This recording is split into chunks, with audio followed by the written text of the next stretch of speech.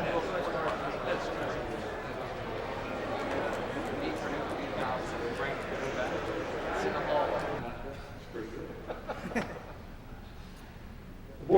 board met today and just finished just a little while ago. We had one session with classified staff to go over the budget. They were finished at the bottom of the hour, and we thought this time it might be a good time, given the final exam schedule, to try to schedule one for faculty and professional staff.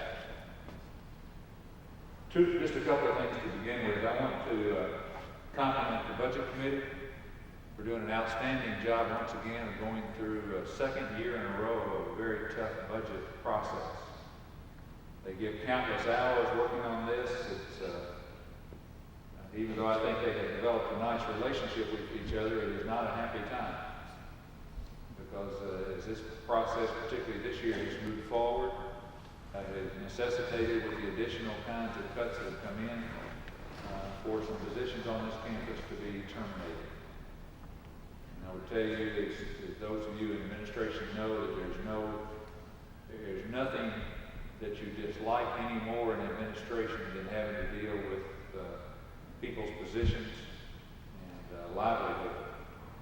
And we were doing pretty good avoiding that until the General Assembly, until the governor sent us a letter in March.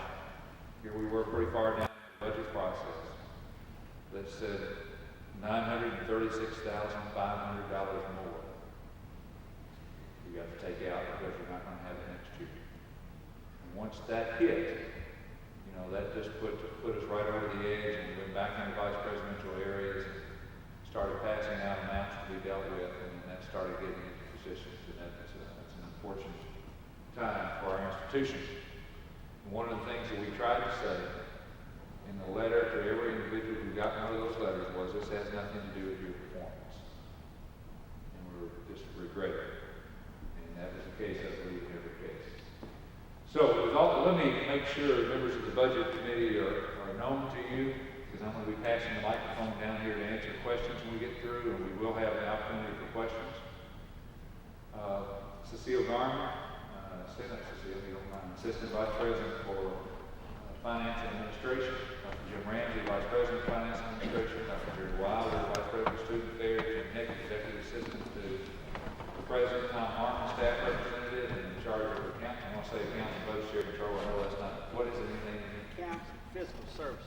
Accounts and Fiscal Services. Fred Murphy, representing Academic Council. You know that Bob Hanson is on there, representing Professor of Accounting, representing Faculty Senate.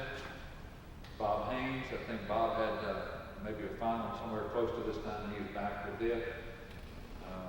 Steve Schnocky from the Department of Educational Leadership, representing department heads. Mike Brown. Mike, are you back here?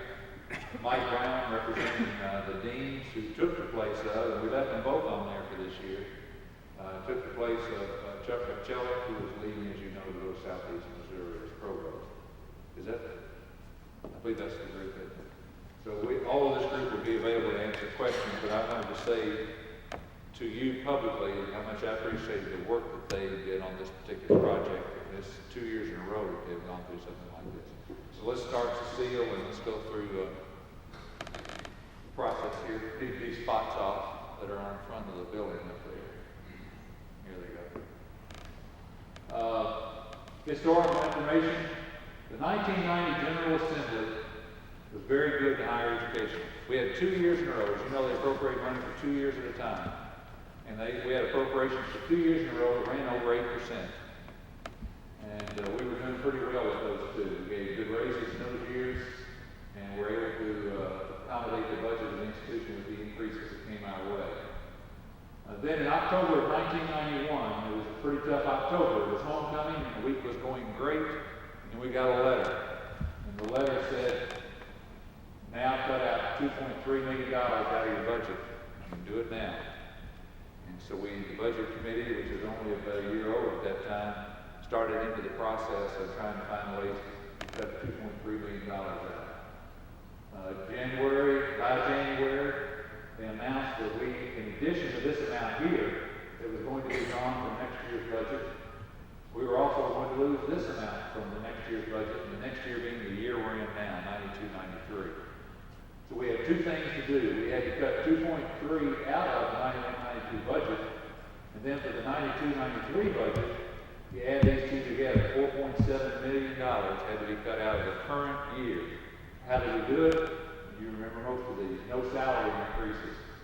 Moving various units to complete a partial self-support status. It ranges all the way from central stores to the student health service to cut out the drain on the institution. We reduced administrative personnel $388,000. That's no insignificant move. I know we hear a lot of conversation about the large number of administrators on the western campus and so forth and so on. Two things to not lose sight of. One, we're cutting out of $388,000 worth heading into this year. And secondly, a survey of the other institutions of vice presidents' positions, associate vice presidents, assistant vice presidents, deans, and associate deans, all through those categories. If you take the average number of those administrators at all the institutions in the state of Kentucky, we have fewer in every category, fewer.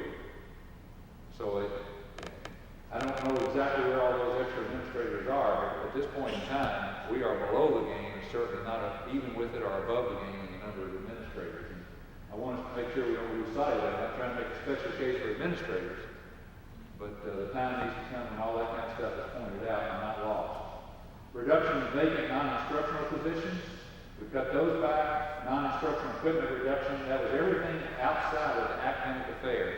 Lost all of their equipment money, $200,000.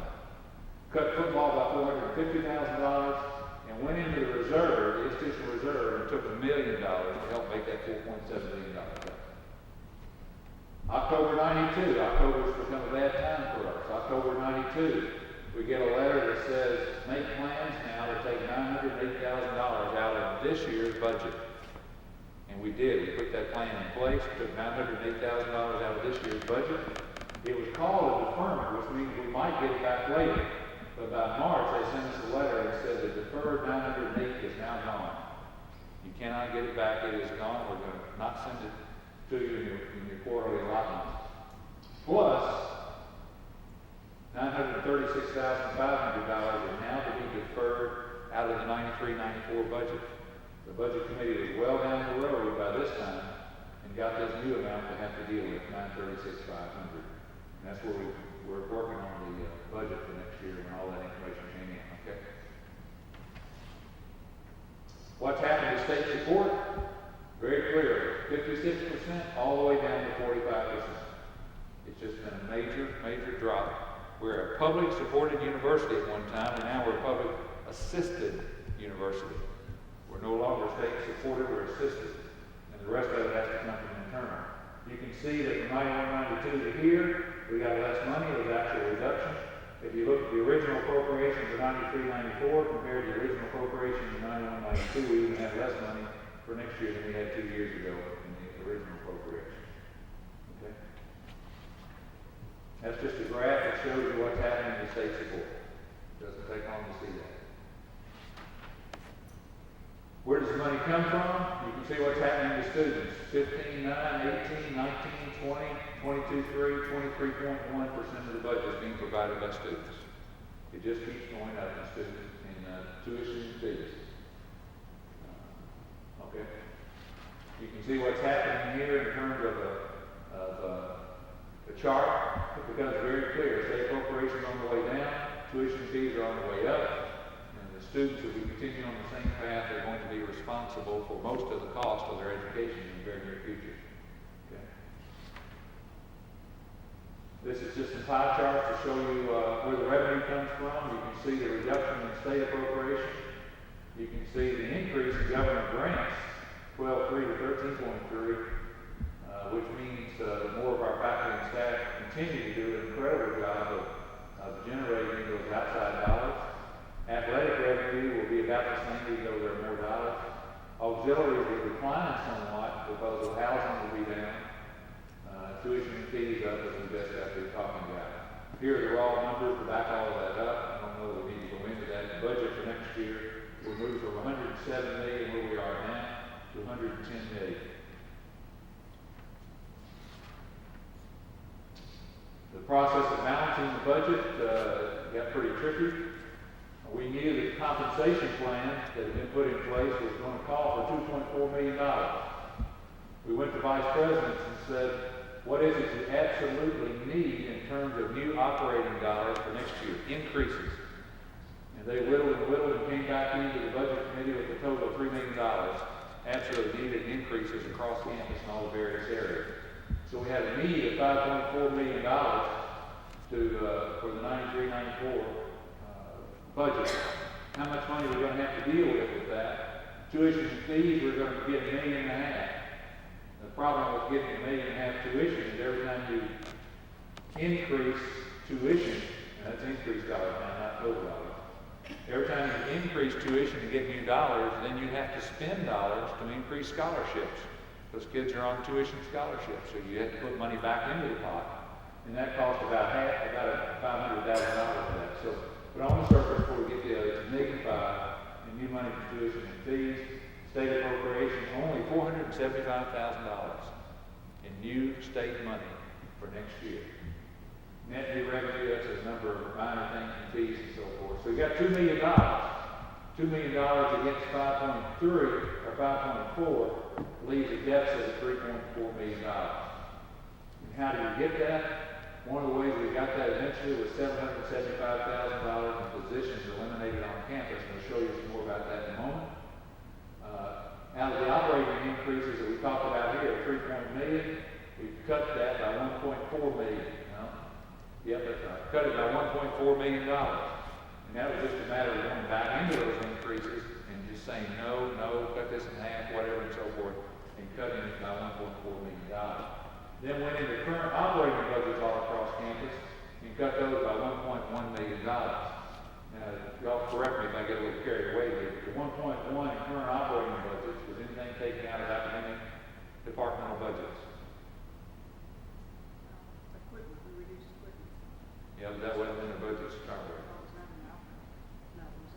No decreases again in academic departmental operating budgets. We've tried to protect the instructional side of the institution again.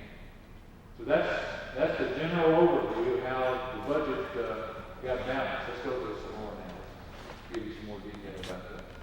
There were some major fee increases on campus.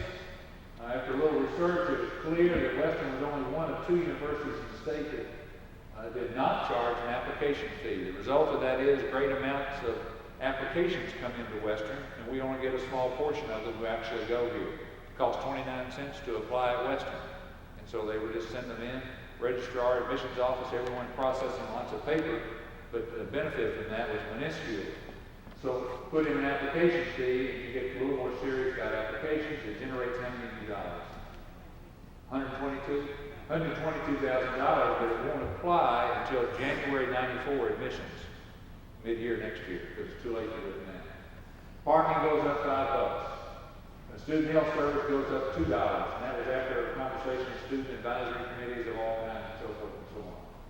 Housing, air-conditioned residence hall, $580 to $625, and we'll give you a relative position of that. But let's look at student health service first. Give you a relative position of student health service. Western, $26.50 at U of L, $57.60 at UK, $35 at Morehead State. Murray State has 10, but Murray does not have a full-time doctor, restricted hours when they're open, a number of things along that line. So the point is, we're still competitive at $26.50. Okay? Housing.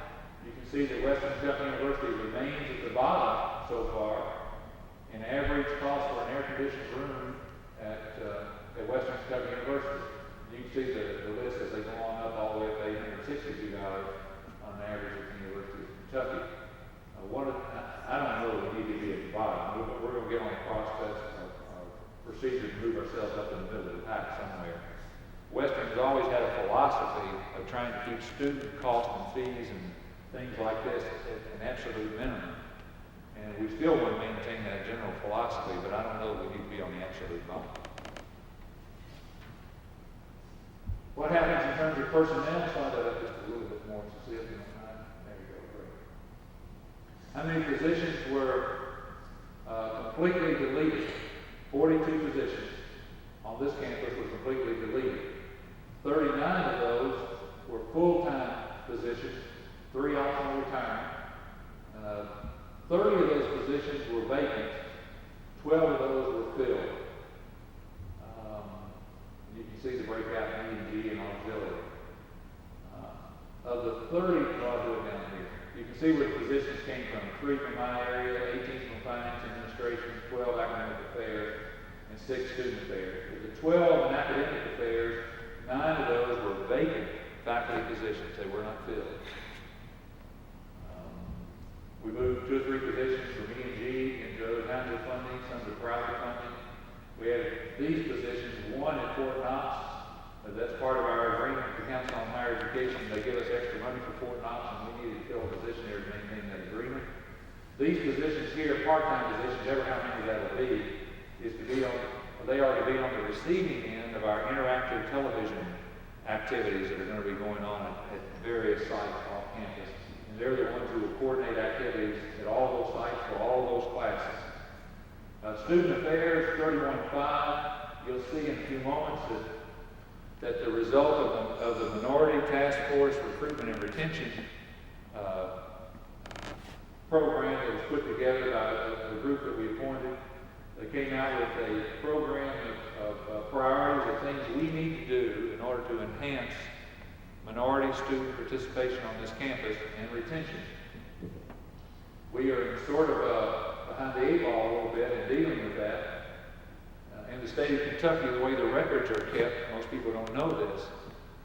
We've done a good job with faculty and with staff, but we keep getting chastised for not having more minority students on this campus.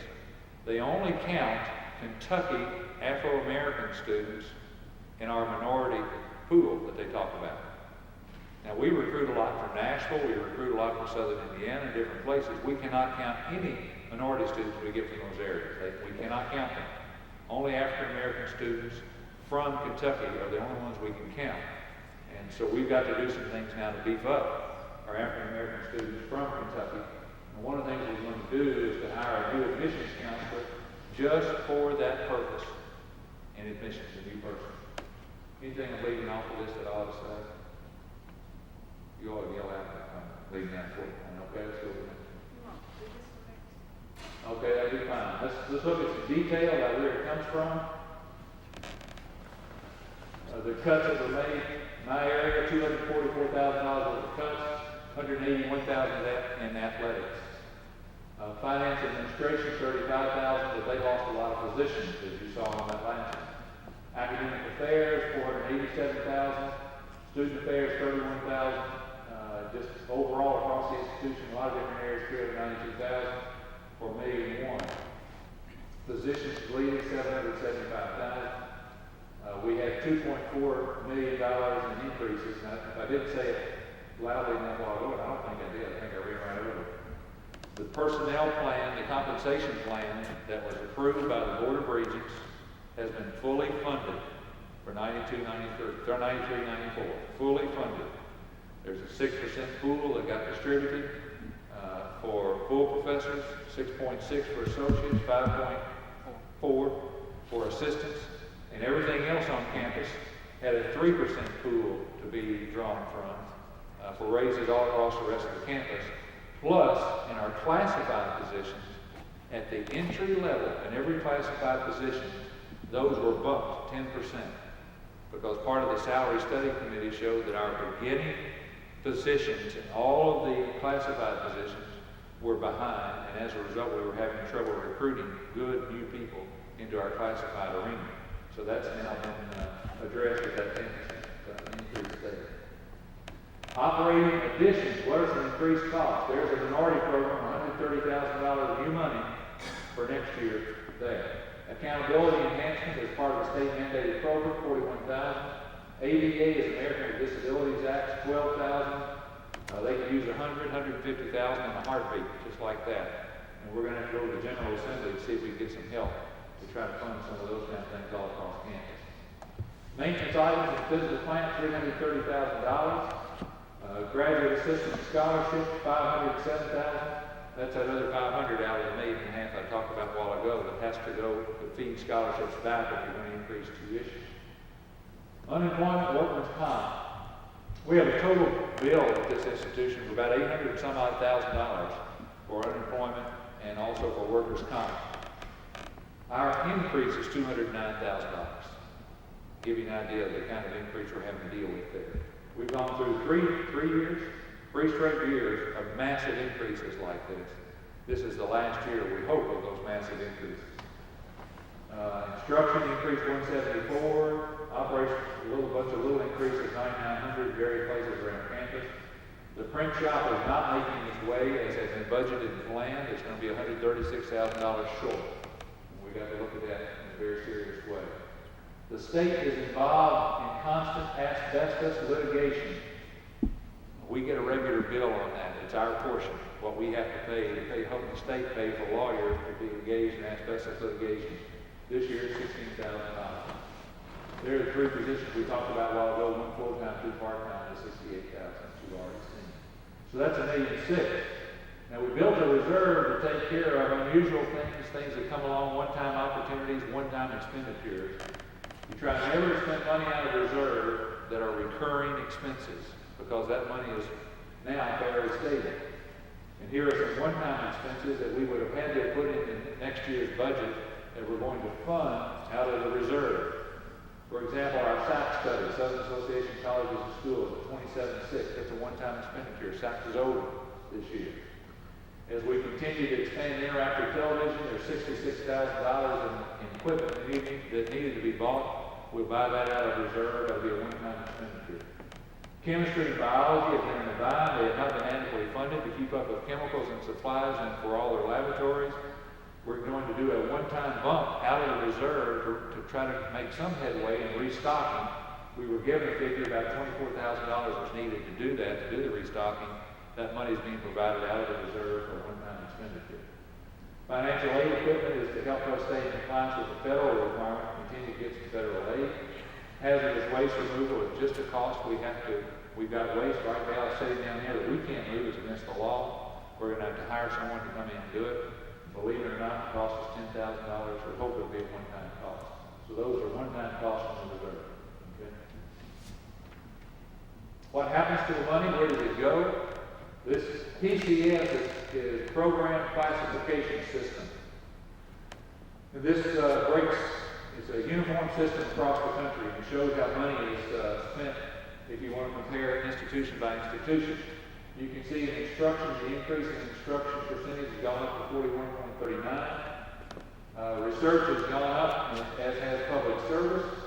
Both of those, I must tell you, are due primarily to the excellent work of faculty and staff who continue to increase in the amount of dollars that they're getting from outside granting agencies and foundations or whatever. Not foundation, outside granting agencies and government agencies. So they continue to do a good job. Before you get misled here on libraries, that is not a decrease in library funding. As a matter of fact, the library budget this year went up $50,000. But more importantly, and I think it's really critical for you to know this, we started on a 2-year plan with the library to shift from personnel dollars being spent to move them to acquisition dollars. Let me give you an idea what that means. Our library does an excellent job. Good people, very, very service oriented, and a lot of libraries should have that kind of service orientation. To do it to the level that we have been doing it required a lot of personnel.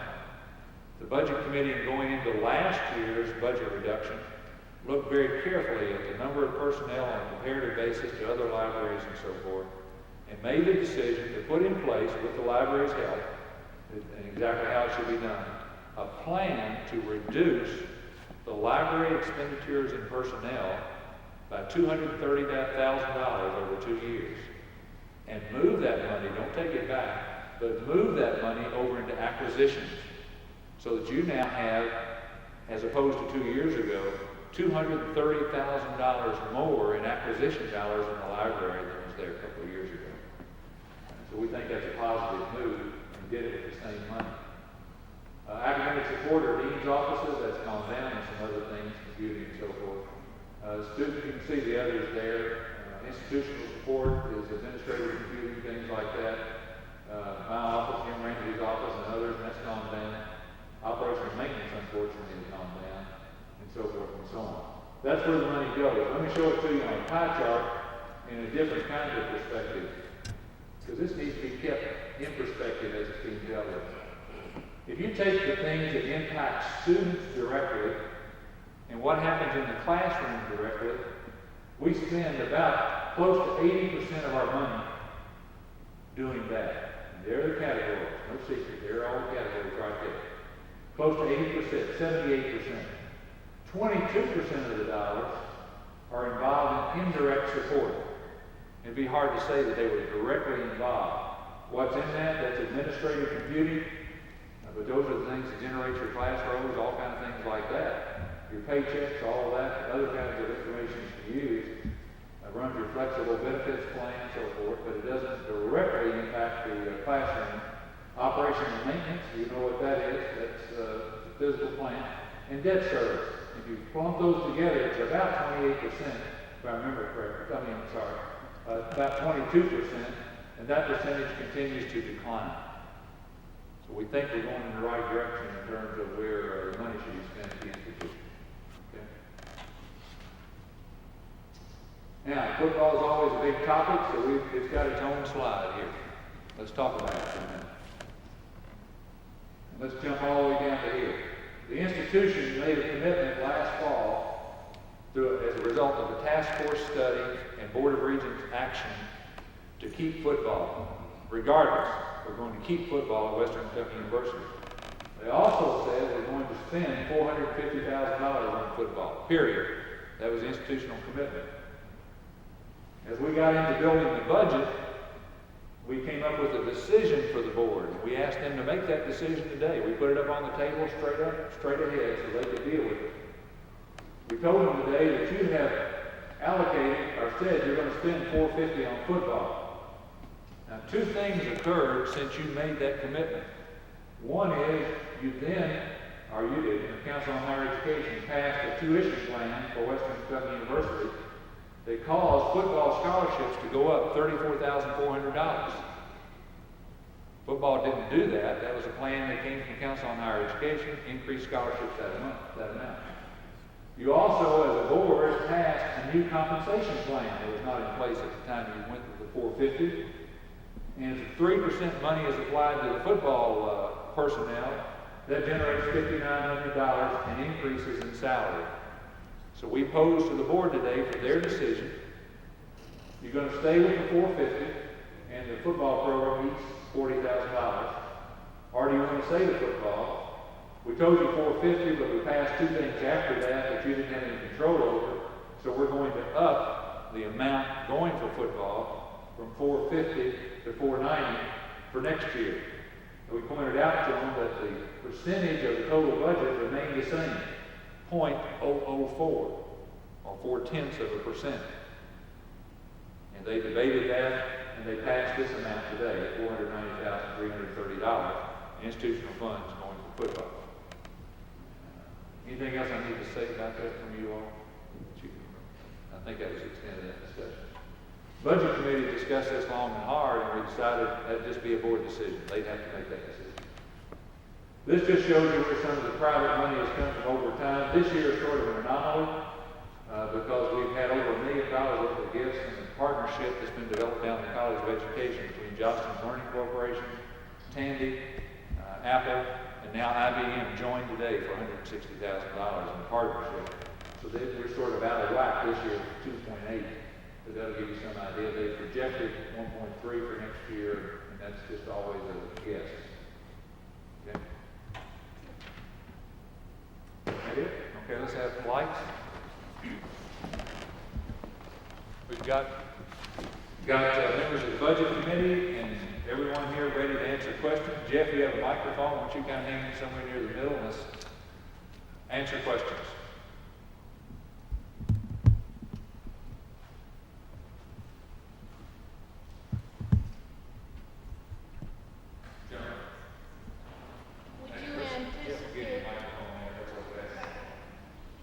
Would you anticipate that the football program will continue to get an increase that will relate to whatever the cost of tuition and books and food is as it goes up, or whatever the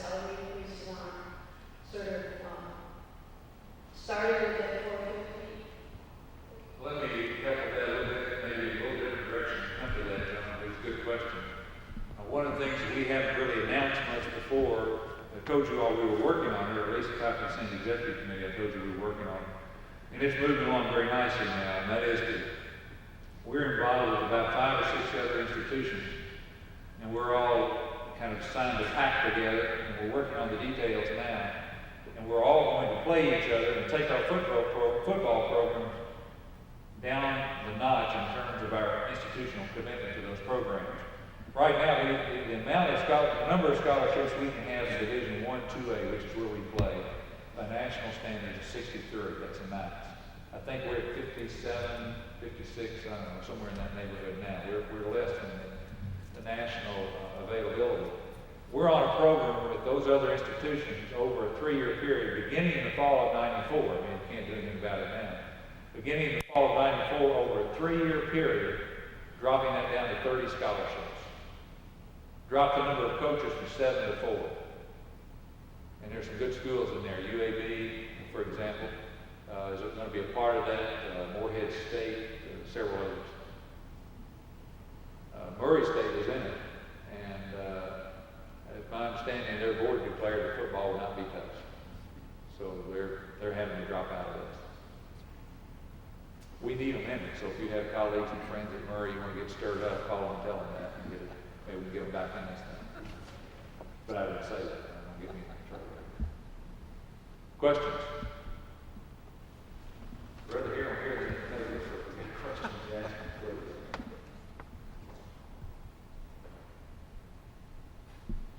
Well, again, I would say to you that this has not been fun for 2 years for this budget committee and as an administration. And I don't know where the end is. You all fuss at me from time to time because I'm too optimistic, and I don't want to ever lose that. But it is real difficult for me to be optimistic about the long term over the next 2 to 4 years of funding for higher education in this state. We're doing a number of things right now to try to generate a turnaround in opinion. We've been doing them awful hard. The problem has been the only people who are speaking up are the 8 university presidents. And I go with Charlie Weathington and Don Swain and the others, and we're kicking on doors and banging on windows and everything else in Frankfurt. But the response is always the same. Here are those whining university presidents back again looking for money. And someone else has got to step up and carry this ball other than the university president. We've got the Kentucky Advocates going. We'll have a major public relations program underway that will kick off this fall that will run clear up to the legislative session. We have a group working now on something called the Grassroots Campaign. It's going to try to pull together alumni and major supporters who are not alumni, who are friends from everywhere in an organized effort heading into the next legislative session. We really need it heading into October. I'm afraid of another October again. But we've got all kinds of things going in, but they've got to hear from people. And I know, Bob Tyler, you all are in charge of the faculty senate this year. Get these Constable folks going, and you all raise a little ruckus. You all are the ones that we keep trying to protect in these instructional areas, but let's get Constable going and get up there and kick on doors with us and get to staff going. We just need people yelling and screaming. We've made some efforts in terms of getting chambers of commerce active now. We made the point with our own local chamber of commerce that we're cutting out $775,000 worth of positions that could have been filled for next year. That's $775,000 that's out of the local economy. You ripple that about 3 times, and you have a major impact on Bowling Green. And it's the same thing as having a business with 42 people in it, and the business just went out of business. And people will be very concerned about that. But it's been hard to get them concerned about the fact that Western's just lost $775,000 in 42 positions, and no one seems to be too concerned about it. Now they are. We've explained it in terms they can understand, that they can relate to. They have now written a letter to the governor and to Kevin Hable, who is the associate governor, to Pat Malloy, who is the finance director, to Claude Vaughn, who's the budget director. They've written this letter to key legislators. They've written it to chambers of commerce in towns where every university and community college is located, trying to get them fired up and going. We've got things underway, but until you all who are impacted say something, every time they need more money, you know what they're going to do. They're going to reach right down into the higher education trough, because the way this thing works is they go after money wherever they can get it when they need it. They're not enemies, they just need money. And they go after that money and they wait to see who screams the loudest. And the next go around, maybe they don't go as hard in that area, they'll go someplace where they didn't scream quite so loud. And right now, the only people that are screaming about higher education is Don Swain, Charlie Weatherington, me, and the other university presidents. It's time to rise up. It is time to say higher education is a priority in this state and no more. I won't get on the soapbox. I'm going to do this Thursday. I'm going to testify in front of a joint committee of the House and Senate on Thursday about all of this. But this state is not going to make any kind of progress until it takes care of its higher education system. I love Kara. I've been a supporter of Kara from day one. I will be until somebody finally throws it away. I'll be first in line supporting Kara. But higher education cannot be ignored in all of this, and it is. And this state's economic development movement, the kind of industry we're going to attract to this state, we're going to continue to be an attraction to minimum wage industry until higher education is fully funded and given an opportunity to do what it can do. We just keep limping along, and it's not right. I was born in this state. I don't want this state to continue to operate like it is right now. It's time to stand up, right?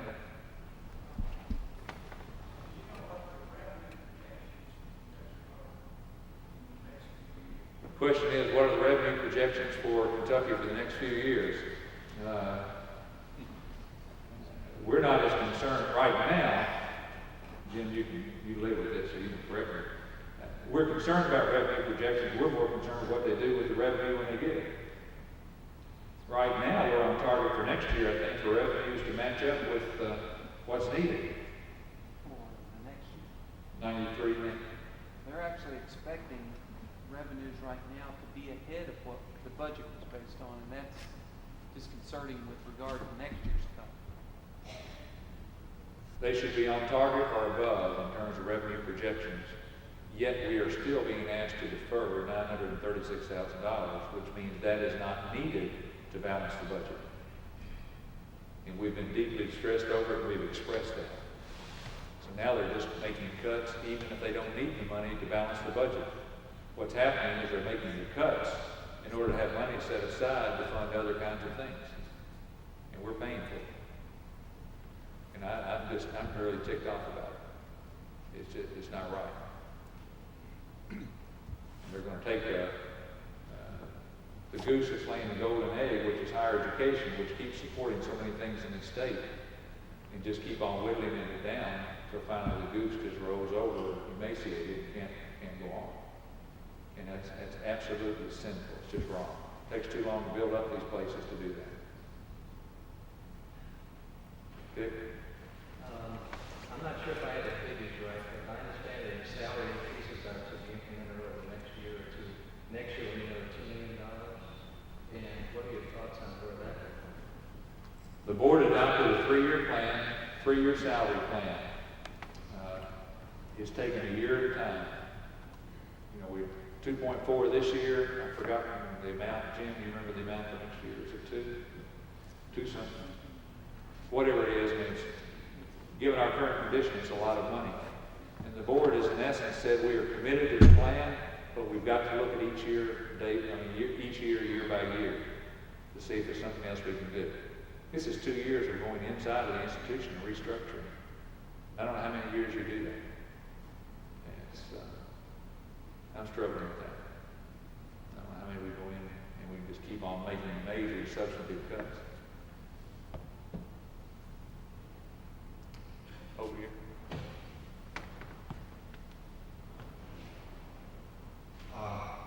I'd like to comment about the raises, which I know everybody appreciates the raise, but I can understand the reasoning for eliminating jobs to fund the raises. I can understand not filling positions that are empty, but to plan a 6%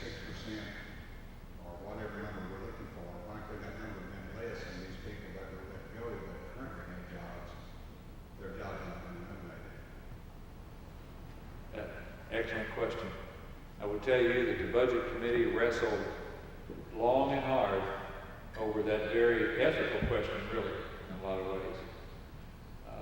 Labored over it. The Board of Regents passed a plan and called for finding the money to fulfill the plan. The budget committee had a commitment to find the money to fulfill the plan.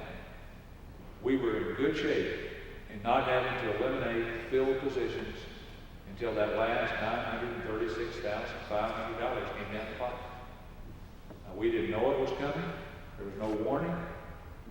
We thought the only information on the horizon was going to deal with the 908 and whether or not we were going to get to bid. And in one letter, it went away, and we were also announced or introduced to the 936,000. At that point in time, of course, we were already well down the road on the budget, and the bottom just fell out. It's terrible news. And so then it started through a second process to try to find that 936,500, and found it in a lot of different ways, but couldn't get home, could not get the budget balanced. And finally, an amount was given to each of the vice presidents and told to go find it. And as they went back into areas and all the rancor and terrible, laborious kinds of conversations that go on within each area, and then the information started coming back up and coming back to the budget committee. And for some areas, the only way they could continue to operate was to go in and find money in personnel. And I think it was terribly distressful to the budget committee when that information came forth. Secondary questions were asked, are you sure? And the answer was, there's no other way. There's no place else to get it. I don't know how to effectively answer your question. I don't know.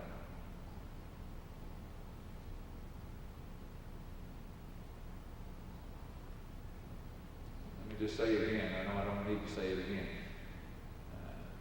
In administration, the hardest part of it, I think for all of us, has been in my career, is a part where you have to deal with people in a negative way, and you compound that 1,000% when the people don't deserve it because they're doing their job. And it's painful for everybody.